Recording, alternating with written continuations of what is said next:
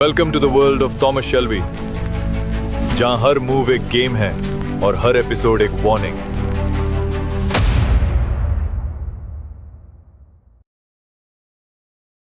Episode की शुरुआत एक भारी सीन से होती है।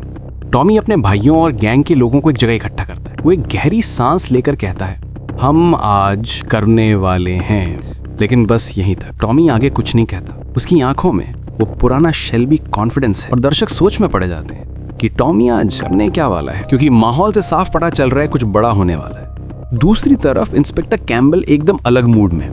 वो किसी लड़की से प्राइवेट सर्विस लेने आया है। शायद ग्रेस की रिजेक्ट करने के बाद जो अंदर से खाली फंड, जो दर्द उसे मिला है, उससे बाहर निकलने की कोशिश कर रहा है। लेकिन उसके चेहरे पर अब भी वही बेचैनी, वही तड़प साफ दिखती है, जैसे उसने अपने दिल में हार मान ली हो, पर अपने अहंकार में अब भी जिंदा।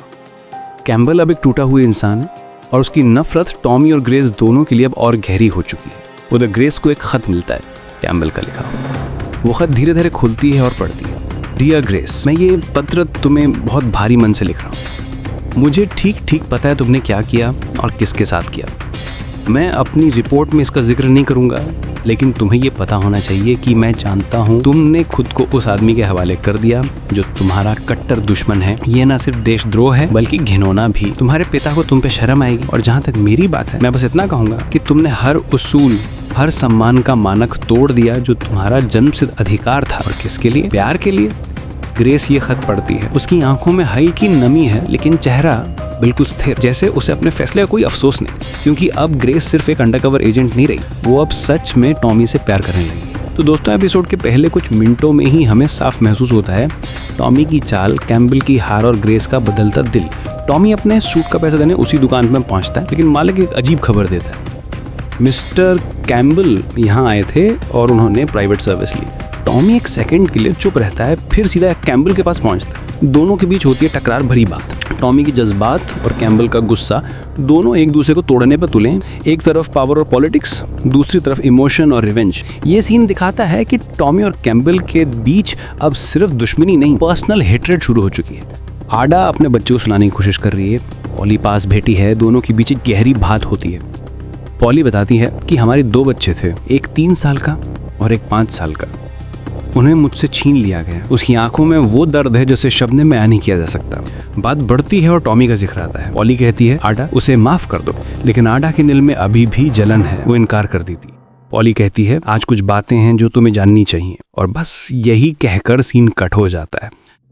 अगला सीन शुरू होता है फ्रेडी से। जेल के अंधेरों में एक ऑफिसर उसके पास आता है। फ्रेडी कहता है, कैम्बल से कहो मुझे ब्रिक्सटन मत ले जाए। मैं जानता हूँ वहाँ जाकर मुझे मौत मिलने वाली है। लेकिन ऑफिसर सख्त है। उसके चेहरे पर कोई एहसास नहीं। वो फ्रेडी की बात इग्नोर करके उसे ले जाने लगा है। सीन शिफ्ट होता है कैम्बल और मिस्टर चर्चिल की मीटिंग पर। मिस्टर चर्चिल कैम्बल के काम की तारीफ करता है और कहता है, You'll be rewarded for this।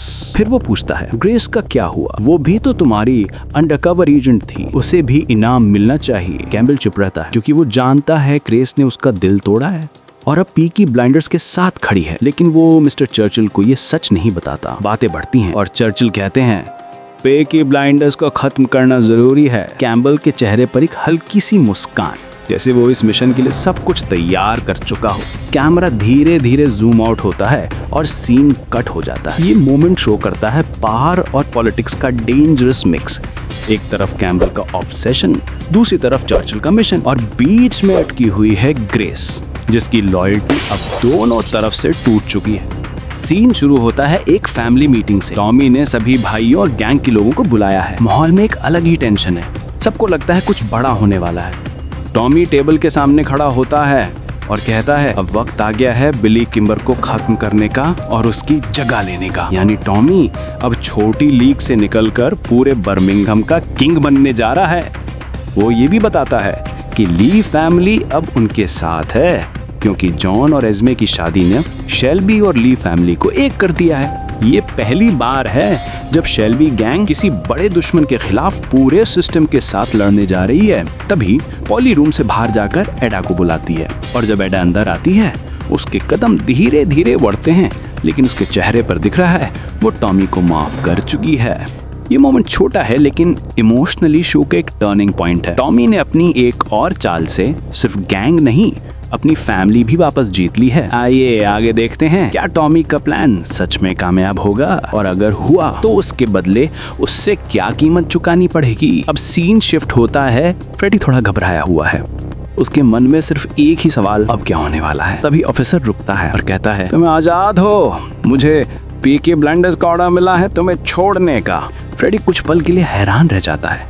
उसे समझ नहीं आता ये सब कैसे हुआ, लेकिन हम सब जानते हैं ये सब टॉमी का प्लान था। टॉमी ने ऑफिसर को खरीद कर फ्रेडी की रिलीज करवाई सिर्फ एक रीजन से, ताकि अडाउस से माफ कर दे। और अब आता है एक लेजेंडरी मोमेंट, शेल्बी फैमिली का gangster walk. Tommy, Arthur, John और उनके आदमी स्लो मोशन में सीधे कैमरे की तरफ बढ़ते हैं, एकदम एटीट्यूड और पावर के साथ, जिसे देखकर दिल कह उठा, यह है पीकी ब्लाइंडर्स। कमेंट में जरूर बताना तुम्हें ये सीन देखकर कैसा लगा, क्योंकि इस वॉक में था स्टाइल भी, पावर भी और फैमिली का प्राइड भी।